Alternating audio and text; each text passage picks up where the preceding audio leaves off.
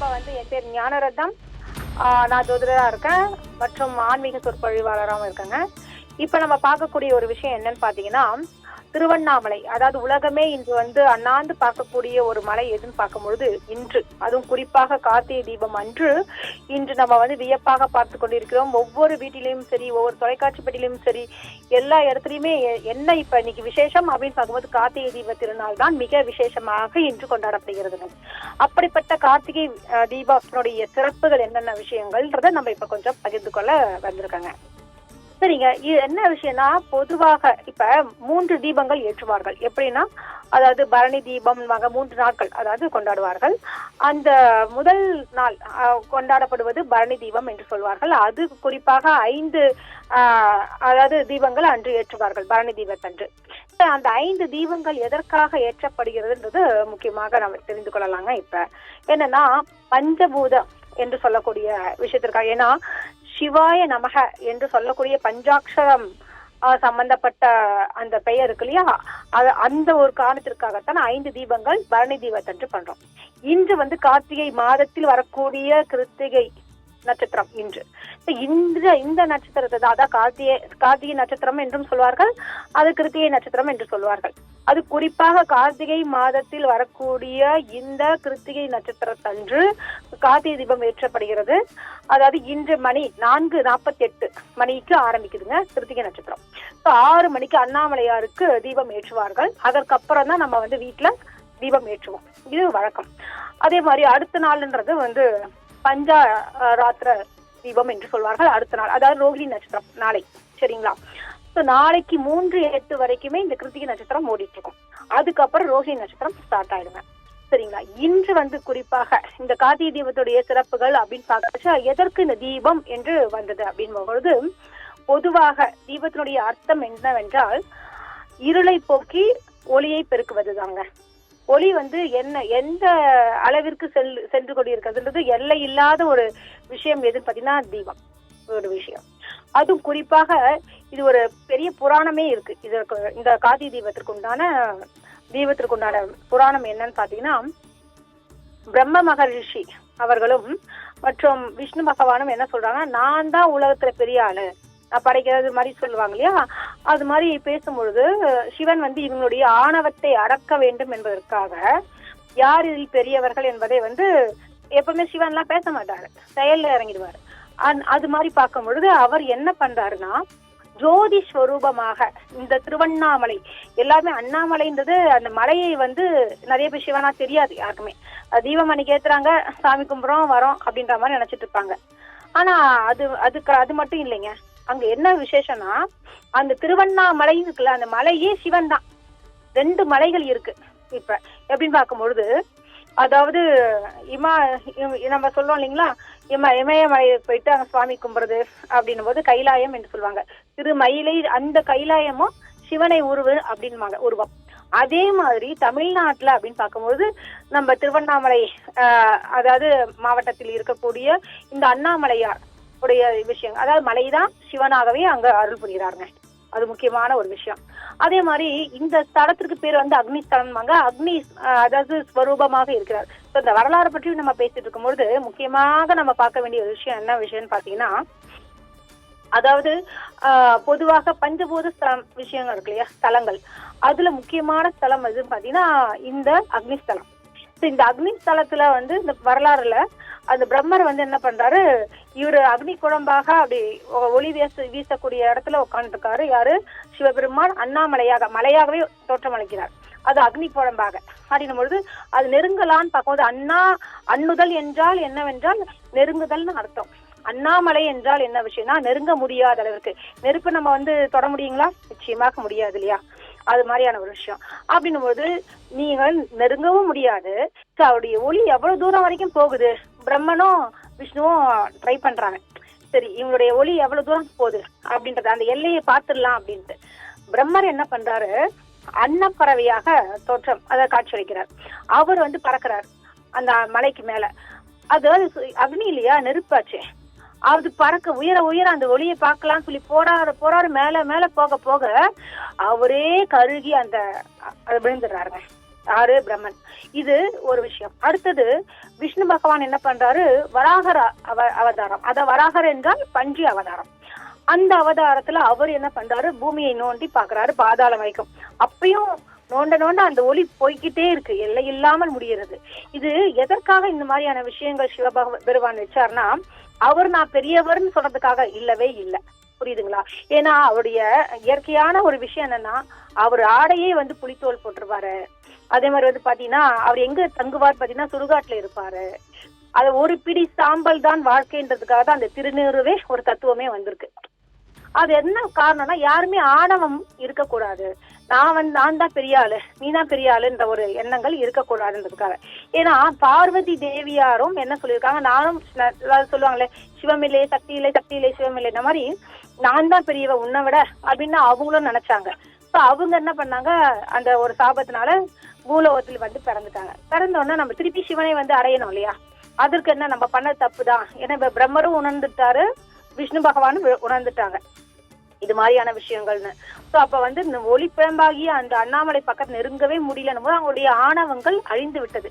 அதே மாதிரி பார்வதி தேவி அம்மையாரும் மீண்டும் வந்து இந்த சிவனை வந்து வழிபட வேண்டும் என்று, அதாவது மீண்டும் அவருடன் இணைய வேண்டும் என்ற ஒரு வரத்தால அவங்க என்ன பண்றாங்க, அந்த வரத்தை பெறுவதற்காக குறிப்பாக இந்த திருவண்ணாமலையில வந்து வேண்டிக்கிறாங்க, தவம் புரியுறாங்க. தவம் புரியும் பொழுது சிவன் வந்து காட்சி அளிக்கிறார். என்ன மாதிரியா காட்சினா, அவர் வந்து உனக்கு என்ன வரம் வேண்டும்னு கேட்பாங்க இல்லையா? ரொம்ப மனமுருகி நம்ம பிரார்த்தனை செய்யும் பொழுது கடவுளே நேர்ல வர விஷயம்தான் அந்த அம்மையாருக்கு கிடைச்சது, பார்வதி தேவி அம்மாய். அப்ப வந்து அவங்க சொல்றாங்க ஒரே விஷயம், எனக்கு வந்து ஒரு வரம் வேண்டும். என்ன வரம்னா, நான் உங்க கூடவே இருக்கணும் அப்படி. உனக்கு என்ன வரம் வேணும்னு கேட்டிருக்காரு. கேட்டதுக்கு உடனே இவங்க பதிலாரு, நான் உங்க கூடவே இருக்கணும் அப்படின்னு கூடவே இருக்கணும்னா அது உடம்புக்குள்ளேயே இருக்கணும் அப்படின்ற ஒரு விஷயம். அந்த ஒரு காட்சி வந்து அர்த்தநாரீஸ்வரர் சொல்லுவாங்க இல்லையா? அந்த விஷயத்திற்கு சிவபெருமான் வா வந்து ஓகே உன்னை நான் வந்து பாதியா சேர்த்துக்கிறேன்னு சொல்லல. நீ இந்த கிரிவலம் வந்து சென்று வந்தால் நிச்சயமாக நீ கேட்ட அந்த வரத்தை நான் தருகிறேன் என்று உறுதியளித்தார். அதன் காரணமாக என்ன பண்ணாங்க, அம்மையார் வந்து கிரி என்றால் என்னன்னா சமஸ்கிருத வார்த்தை தாங்க கிரின்றது. கிரி என்றால் மலை என்று அர்த்தம். சரிங்களா? வலம் வருதல். வலம் வருதல் என்று என்னன்னா அது சுற்றி வருதல், அதாவது கிரி வலம், அதாவது மலையை சுற்றி வருதல். அவ்வாறு வரும்போதுதான் அந்த அம்மா வந்ததுக்கு அப்புறம் கேக்குறாங்க, எனக்கு வரம் வேணும்ன மாதிரி அந்த வரத்தை வந்து அவருக்கு அளிக்கிறார். என்ன அர்த்தநாரீஸ்வரன்ற ஒரு கோலம், அதாவது பார்வதி தேவியார் வந்து சிவனுடைய பாதி அங்கத்துல இருக்காங்க. அது ஒரு பெரிய விஷயம். இன்னைக்கு வந்து 50% எல்லாருமே இடஒதுக்கீடுன்னு கேக்குறாங்க பெண்களுக்கு. அந்த காலத்திலேயே, அதாவது கடவுளே வந்து பெண்களுக்கு என்று ஒரு பாதி உடம்பை கொடுத்தவர் யார் என்று பார்த்தீர்கள் என்றால் நம்ம சிவபெருமான் தான். சோ ஆன்மீக வழியாகவும் பெண்களுக்கு ஒரு சம உரிமையும் இருக்குன்றத அவர் காமிக்கிறாரு. அதாவது நம்ம என்ன சொல்லுவாங்க, பெரிய ஒரு விஷயம், எல்லாருக்குமே சமமாக கொடுக்கக்கூடிய பாவிக்கிறார். அதாவது பக்தர்களையும் சமமாக பாவிக்கிறார். அதே மாதிரி பாத்தீங்கன்னா ஒரு மனைவியையும் சமமாக பாவிக்கிறான்ற மாதிரியான விஷயங்களை நம்ம புரிய வைக்கிறார். அதான் உன்னுடைய ஆணவத்தை அழித்தால், அவர் வந்து நான் பெரிய ஆளுன்னு காமிக்கவே இல்லை எங்கேயுமே, அதை உணர்த்தினார். மற்றவங்கள ஆணவத்தை அடக்குவதற்காக தான் அவர் ஜோதி பரம்பாயிட்டாரு, அக்னி இதுவாயிருக்காருன்றதை விட காட்டிலும் அவர் மற்றவர்களுடைய ஆணவத்தை, நம்மளுடைய கண்மத்தை, வன்மை, பொறாமை, வஞ்சகம் இது மாதிரியான சொல்ற விஷயங்கள் எல்லாமே வந்து அவரு எடுத்துட்டாருங்க. அந்த அளவுக்கு அவர் வந்து அந்த அக்னி புலம்பாக காட்சி அளித்த இடம் வந்து பாத்தீங்கன்னா இந்த திருவண்ணாமலை தாங்க. சரிங்க, இதுல இன்னும் என்ன விஷயம்னு பார்க்கும்போது, இவங்கெல்லாம் வந்து பாத்துட்டாங்க திருவண்ணாமலை, அந்த அண்ணாமலையார் பார்க்கும்பொழுது அந்த மலையை பார்த்து சிவன் இருக்காருன்னு. இப்ப எல்லா பக்தர்களும் சுவாமியை வந்து தரிசிக்கணும், தொட்டு கும்பிடணும் அப்படின்னும் போது சில விஷயங்களை ஏற்படுத்தும் போது சுயம்பு லிங்கமாக அங்கே அவதரித்தா நம்மளுடைய சிவபெருமான். அங்க சுயம்பாக, அத மகிடம் மரம் பக்கத்துல அவர் சுயம்பாக வந்து அந்த இடத்துல தான் வந்து இன்னைக்கு திருவண்ணாமலை கோவிலாக நீங்க கட்டப்பட்ட அங்க வரிசையில் நின்று நம்ம சாமி கும்பிட்டு வர்றோங்க ஒரு விஷயம். சரிங்க, இதுல வந்து பஞ்ச தீபம் ஏற்றுதல் பத்தி பேசணும் இல்லையா? பரணி தீபத்தன்று 5 தீபங்களை வைக்கிறோம்ன்றா அது பஞ்சபூத தத்துவம் சொல்லியிருக்கோம். சரிங்க, பஞ்சபூத தத்துவத்துல நிறைய விஷயங்கள் இருக்குல்ல. என்னன்னா எந்தெந்த கோவில் நமக்கு வந்து பஞ்சபூத ஸ்தலங்கள் தெரிய மாட்டேங்குது, எதுக்கு எது அப்படின்ற விஷயம். அது நம்ம இப்ப பாக்கலாங்க. காஞ்சிபுரத்தில் உள்ள ஏகாம்பரதேஸ்வரர் சுவாமி இருக்காங்க இல்லையா? அவங்க வந்து யாருன்னு பாத்தீங்கன்னா நிலத்தத்துவத்தை கொண்டவர்கள். அது ஒண்ணு. சிவன் வந்து அங்க நிலத்தத்துவமாக இருக்கார். அடுத்தபடியாக அதாவது காற்று ஸ்தலத்திற்கு எங்கன்னு பாத்தீங்கன்னா காளாஸ்தி. அது எங்க இருக்குன்னா ஆந்திரால இருக்கு. அங்க காலதீஸ்வரர் அதாவது ஸ்வரூபமாக சிவபகவான் வந்து காட்சி அளிக்கிறாருங்க. அதே மாதிரி வந்து பாத்தீங்கன்னா நீர் ஸ்தலம் என்று சொல்லக்கூடிய இடம் எது என்னன்னு பாத்தீங்கன்னா திருவானைக்காவல். அது எங்க இருக்குன்னா திருச்சி பக்கத்துல இருக்குங்க. திருவானைக்காவல்ன்றதுல ஜம்புகேஸ்வரர் அவரு அங்க காட்சி அளிக்கிறாருங்க. அது மட்டும் இல்லாம சரிங்க, அடுத்தது ஆகாய ஸ்தலம் என்று எதை சொல்லுவாங்க அப்படின்னு பாத்தீங்கன்னா நம்மளுடைய சிதம்பரம் தில்லை நடராஜர் அவர் அங்கே ஆகாய ஸ்வரூபமாக இருக்காங்க. இப்படிப்பட்ட ஒரு அற்புதமான ஒரு பஞ்சபூதங்களையும் இவர் அடக்கி வைத்துள்ளார் அப்படின்னாங்க. அதாவது என்னன்னா அண்டமும் பிண்டமும் ஒன்று என்று சொல்வாங்க. அண்டத்தில் உள்ளதுதான் பிண்டத்தில் உள்ளது, பிண்டத்தில் உள்ளதுதான் அண்டத்தில் உள்ளது என்று சொல்வார்கள். அது எப்படின்னா நம்ம பிண்டம்ன்றது உடலை குறிக்கக்கூடிய ஒரு விஷயம், அண்டம்ன்றது உலகத்தை குறிக்கக்கூடிய ஒரு விஷயம். அப்ப பிண்டத்திலேயே நமக்கு அந்த பஞ்சபூத தத்துவங்கள் இருக்குது அப்படின்னு பார்க்கும்பொழுது உங்களுக்கே தெரியும். அதாவது உடல் வந்து நமக்கு நிலம் தத்துவமாகவும், நீர் வந்து நம்மளுடைய ரத்த தத்துவமாகவும், அங்கங்கே எலும்புகளா கேப் இருக்கிறது ஆகாய தத்துவமாகவும், மற்றும் மூச்சு காற்றுன்றது உங்களுக்கு தெரியுது அது காற்று தத்துவமாகவும் இப்படி வரிசைப்படுத்தி வச்சிருக்காங்க. உடலில் உள்ள உஷ்ணத்தம் தான் அக்னி தத்துவமாக கொடுத்திருக்காங்க. இது அதனால என்ன விஷயம் பாத்தீங்கன்னா என்னன்னா ஆன்மீக வாயிலாகவும் சொல்லலாம். அதே மாதிரி வந்து பாத்தீங்கன்னா நம்மளுடைய உடல் ரீதியாகவும் பார்க்கும் பொழுது இந்த விஷயங்கள் நமக்கு எல்லாருக்கும் புலப்படுது. எல்லாமே வந்து எதை குறிக்கிறது அப்படின்னும் போது நம்மளுடைய இப்ப கிரிவலம் என்று சொல்றோம் இல்லையா, கிரிவலம் பண்ணும்பொழுது நமக்கு எவ்வளவு விஷயங்கள் நமக்கு நன்மைகள் வருதுன்னு பார்க்கும்பொழுது அங்கே சுற்றி வரும்பொழுது அங்க பாத்தீங்கன்னா இயற்கை காற்றுகள், மலை பிரதேசம் போது நிச்சயமாக அங்க இயற்கை தான், மூலிகைகளால ஏற்பட்டதுதான் மலை. சரிங்களா, அங்கதான் சித்தர்கள் பல சித்தர்கள் அங்க அவதரித்திருக்கார்கள். சித்தர்கள் குறிக்கொள்ளக்கூடிய இடமும் வந்து பாத்தீங்கன்னா மலை எங்கெங்கெல்லாம் இருக்கிறதோ அங்கே சித்தர்கள் குறிக்கொள்வார்கள் என்று சொல்வார்கள். இப்ப உதாரணத்துக்கு பழனி மலை அங்கு போக சித்தருடைய ஜீவசமாதி, அதே மாதிரி திருப்பதி என்ற திருமூலருடைய ஜீவசமாதி. இப்படி மலைகள் எங்கெங்கே இருக்கிறதோ அங்கெங்கெல்லாம் சித்தர்கள் இருப்பார்கள். சித்தர்கள் என்றாலே சித்து விளையாட்டுகள் செய்பவர்கள் தான். அஷ்டமா சித்துகளும் அவர்களுக்கு அடங்கிய விஷயங்கள். சோ இந்த மாதிரியான இந்த கிரிவலம் செய்வதால் சித்தருடைய அருளையும் நாம் பெற முடியும். அதே மாதிரி பார்க்கும்போது சித்தர்களுக்கெல்லாம் கடவுள் யார் அப்படின்னு பார்க்கும்போது சிவபெருமான் தான். அவருடைய அருளையும் நம்ம பெற முடியுங்க.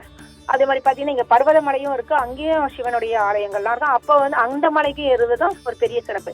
இப்படி எங்கெங்கெல்லாம் மலை இருக்கிறதோ அதுவும் குறிப்பாக இந்த அக்னிஸ்தலமா என்று சொல்லக்கூடிய திருவண்ணாமலைக்கு நம்ம சென்று அங்கே தரிசிக்கும் பொழுது, அதுவும் கிரிவலம் சென்று வரும்பொழுது நாம் என்னென்ன கோரிக்கைகள் சொல்றோமோ அது அத்தனையுமே நடக்குங்க. ஏன்னா பொதுவாகவே தீபம் ஏற்றுகிறார்கள்ல, இது பரணி தீபம், கார்த்திகை தீபம், 3வது நாள் வர்றது வந்து பக்த கிரிவலம், அந்த ராத்திரி தீபம் சொல்லுவாங்க, பஞ்ச ராத்திரி தீபம் சொல்லுவாங்க. அப்படின்னும் பொழுது இந்த தீப திருநாளும் என்னைக்குன்னா எல்லாமே பொதுவாக தெற்கு பக்கம் வந்து இது யமலோக தீபம் கூட இதுக்கு ஒரு பேர் இருக்கு. ஆனால் யமலோகம்ன்றது யமன் வந்து எந்த திசை அப்படின்னு பார்க்கும்பொழுது யமனுக்கு வந்து தெற்கு திசைன்வாங்க. ஸோ தெற்கு திசையில் நம்ம வந்து தீபத்தை வைக்கலாங்க. இந்த 3 நாள் நிச்சயமாக வைக்கலாம், வைக்கக்கூடாதுன்றது கிடையவே கிடையாது. ஏன்னா யமலோக தீபம் இந்த நாட்களையும் குறிக்கும். அப்படி நம்ம செய்யும் பொழுது நம்முடைய மூதாதையர்கள் இருக்காங்க இல்லையா, முன்னோர்கள், அவர்கள் நமக்கு ஆசீர்வாதம் நிச்சயமாக கொடுப்பார்கள். எப்படின்னு பார்க்கும் பொழுது அவங்களுடைய பாவங்களோ அதெல்லாமே போக்குவதற்காகவும் நாம் தீபம் ஏற்றினால் நிச்சயமாக யமதீஸ்வரர் அவரே கூட நமக்கு உதவி செய்யக்கூடிய ஒரு விஷயம் இருக்குங்க. இந்த காலகட்டத்துல ஒரு முக்கியமானது.